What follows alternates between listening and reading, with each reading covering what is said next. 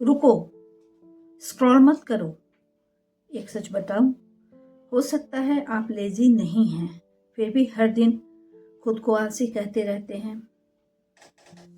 कभी ऐसा हुआ पूरे दिन बेड पर पड़े हुए हैं, कुछ भी करने का मन नहीं कर रहा है, लेकिन इसके कारण अंदर से बहुत गिल्ट फील हो रहा है, और ये गिल्ट इस हद तक हो रहा है कि आप अपने आप से ही नफरत करने लगे हैं।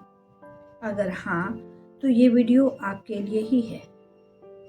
नमस्कार, मैं डॉक्टर ऋचा पाठक और आप देख रहे हैं पॉजिटिव हेल्थ सेंटर, जहां हम आज बात करेंगे मेंटल एग्जॉर्शन के विषय में, जो कई बार बेड रोटिंग का कारण बनती है। तो आज बेड रोटिंग पार्ट 6 में आप मेंटल एग्जॉर्शन की सच्चाई को जानेंगे, क्योंकि आज हम सब इन्हीं विषयों को बारीकी से समझेंगे कि एक्चुअली हम लेजी हैं या मानसिक रूप से थक चुके हैं, इतना कि हमारा दिमाग शट डाउन हो गया है। और यकीन मानिए, यह फर्क जब हम समझ जाते हैं तो बिल्कुल हमारी जिंदगी बदल सकती है। तो सबसे पहले बेसिक चीज़ों को समझना बहुत ज़रूरी है। तो आइए हम जानते हैं लेजी व्यक्ति कैसा होता है, तभी तो डिफ्रेंशिएट कर पाएंगे। लेजीनेस आपके पास, अगर आप लेजीनेस आपके अंदर है, या जो लेजीनेस जिनमें होता है उनके अंदर एनर्जी होती है, लेकिन काम करने का मन नहीं होता है। ऐसा नहीं है कि उन्हें एनर्जी नहीं मिल रही इसलिए नहीं करें, उनको मन ही नहीं होता है कुछ करने का, क्योंकि और वो काम करना अवॉइड करते हैं। मगर उस बात के लिए उनमें लेश मात्र भी गिल्ट फील नहीं होता है। जैसे आप नेटफ्लिक्स देख रहे हैं तो आप सोच सकते हैं चलो काम बाद में कर लेंगे। तो ऐसा नहीं कि आपके पास एनर्जी नहीं है या कोई लाचारी है, ऐसी कोई लाचारी नहीं है, बस मन नहीं किया तो नहीं किए। इसको आलसीपन या लेजीनेस कहते हैं। तो आइए अब जानते हैं मेंटली एग्जॉस्टेड व्यक्ति कैसा होता है। यहाँ सिचुएशन थोड़ा डिफरेंट होता है। आप करना चाहते हैं लेकिन आपके अंदर एनर्जी ही नहीं है। आपको अंदर से थकान महसूस हो रही है। आपको पता है कि काम बहुत ज़रूरी है और इसको नहीं अवॉइड किया जा सकता, लेकिन इसके बावजूद चाह कर भी आप नहीं कर पा रहे हैं।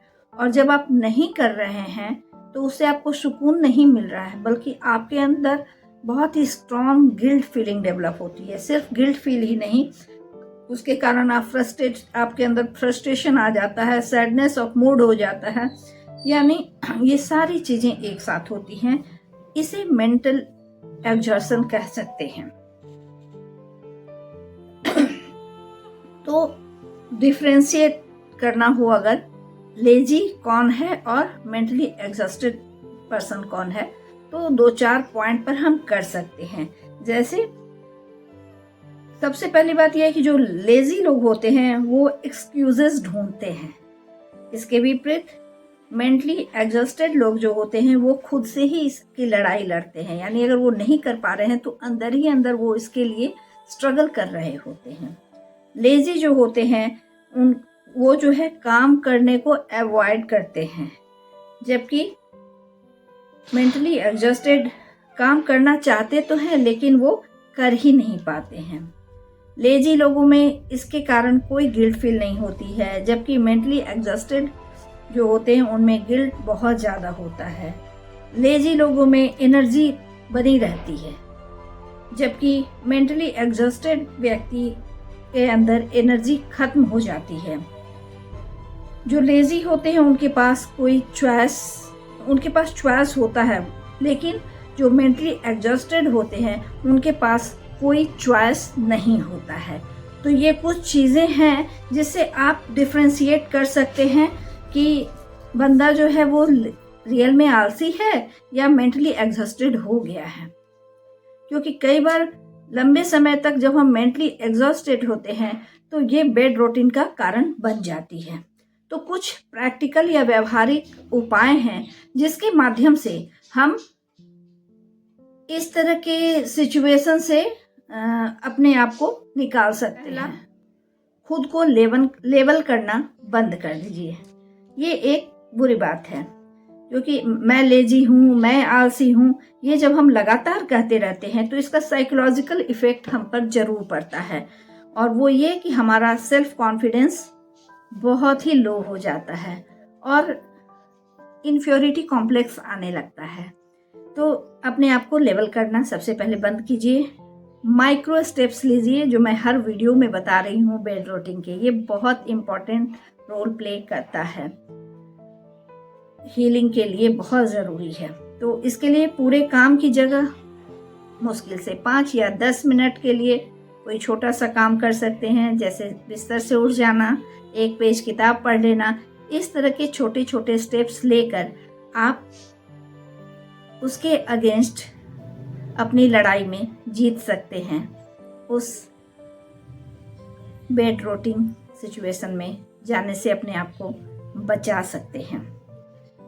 एक और प्रैक्टिकल उपाय ये हो सकता है कि आप, क्योंकि जो मेंटली एग्जॉस्टेड होते हैं उनके अंदर गिल्ट फील इस हद तक होती है कि वो खुद से, अपने आप से नफरत करने लगते हैं, जो मेंटल हेल्थ को बहुत बुरे तरीके से डैमेज करता है। तो ये हमेशा याद रखिए कि रेस्ट को गिल्ट फ्री कीजिए। अगर आप रेस्ट कर रहे हैं तो कोई पाप नहीं कर रहे हैं, कोई गलती नहीं है।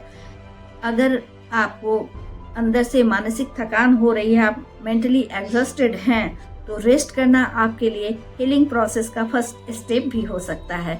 तो इसके लिए अपने दिमाग में गिल्ट बिल्कुल भी मत रखिए। एक और प्रैक्टिकल उपाय ये है कि अपने माइंड को रीसेट कीजिए। माइंड को रीसेट करना काफ़ी अच्छा और इंटरेस्टिंग हो सकता है अगर आप उसके इम्पोर्टेंस को समझें, क्योंकि बहुत लोग प्रैक्टिकली इस चीज़ को मानने ही को तैयार नहीं होते कि एक छोटा सा काम इतना कुछ कर देता है। लेकिन सच बताऊं, हम लोग अपने क्लाइंट्स पे इसका यूज करते हैं, खुद पर भी यूज करते हैं, और ये बहुत ही इफ़ेक्टिव होता है। तो कैसे? जैसे आप डीप ब्रीदिंग कीजिए, बहुत देर नहीं तो 10 मिनट ही सही। डीप ब्रीदिंग बहुत ही इफ़ेक्टिव होता है। मेडिटेशन कीजिए, कम से कम 10 मिनट का ही सही, लेकिन रेगुलर वे में कीजिए। वॉकिंग के लिए निकल जाइए, नेचर के साथ टाइम स्पेंड कीजिए, किसी नेचुरल प्लेस पे जाइए, एकदम सारी बातों को भूलकर उसको एक एक क्षण महसूस कीजिए माइंडफुल तरीके से, यानी वर्तमान में प्रेजेंट पर आपको फोकस करना है। ना बैठे हुए हैं और पास्ट की बातें सोच रहे हैं तो फिर कोई फायदा नहीं होगा। ना पास्ट सोचना है, ना फ्यूचर सोचना है। आप प्रेजेंट के एक एक मोमेंट को अच्छे से इंजॉय कीजिए, एक एक पल को, जो आप नेचर के करीब बैठे हुए हैं। तो ये कुछ छोटे छोटे से ही उपाय हैं प्रैक्टिकली, जो कि बहुत ही इफ़ेक्टिव होते हैं और आपके हीलिंग प्रोसेस में आपको बहुत ही मदद करते हैं, जिससे आप बेड रोटिंग जैसी मानसिक समस्याओं से निकल सकते हैं, जो चाहे या अनचाहे बहुत सारे हिडन मेंटल प्रॉब्लम के कारण बन जाते हैं। हर बार खुद को जज करने की गंदी आदत को तुरंत स्टॉप कीजिए, क्योंकि कभी कभी आप लेजी नहीं होते हैं, आप आलसी नहीं होते हैं। इस तथ्य को समझने की कोशिश कीजिए। अगर आपको लगा हो कि ये वीडियो आपकी रियलिटी को दिखा रहा है तो इसको शेयर जरूर कीजिए, खास करके उन लोगों को जो सच में इस फीलिंग से गुजर रहे हैं या इसका एक्सपीरियंस उन्हें हो रहा है। अगर आप बेड रोटिंग के सीरीज को आगे तक देखना चाहते हैं, इसकी अगली कड़ी को देखना चाहते हैं, तो चैनल को सब्सक्राइब कीजिए और बेल आइकन को प्रेस करना बिल्कुल भी मत भूलिए। बहुत जल्दी हम इस सीरीज की अगले वीडियो के साथ आपके सामने उपस्थित होने जा रहे हैं। तब तक के लिए आपसे अनुमति चाहूँगी। धन्यवाद, नमस्कार, बाय बाय।